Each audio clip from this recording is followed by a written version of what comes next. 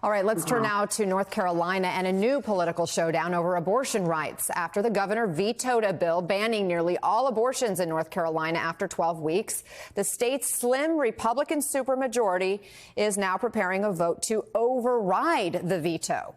Voting could begin as early as this week, but the governor points out Republicans can't afford to lose even one vote.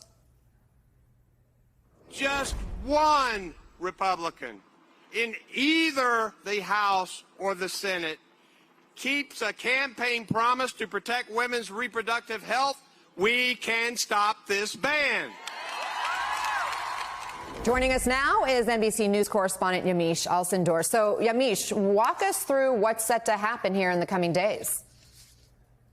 Well, Anna, as you just saw, the Democratic governor of North Carolina, Roy Cooper, he is barnstorming the state for this tense situation where Republicans are set to override his veto and change the abortion laws in that state. And that would mean restricting abortions if this new bill passes at 12 weeks instead of the current 20 weeks, which is a law now. This all hinges on this former Democrat, Tricia Cottam, who switched her position recently from being a Democrat to being a Republican. She used to be an outspoken supporter of abortion rights, but in recent days, she voted in favor of further restricting abortion rights. That has left a lot of Democrats, including some of her staffers, her former staffers, angry at her. She's spoken very publicly about the fact that she thought that people should not have any sort of political influence when it comes to women's reproductive rights. But she has changed her mind now. So now Republicans in North Carolina possibly will have the power to muscle this bill through. We should note that there are already polls that show that the majority of people living in North Carolina, they support the current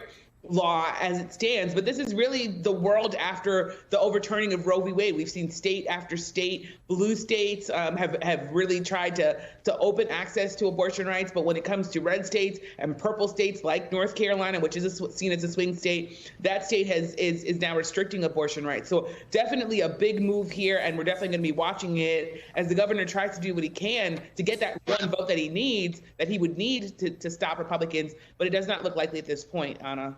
Okay, Yamiche Alcindor, the lines have been drawn and this battle is well underway. Thank you.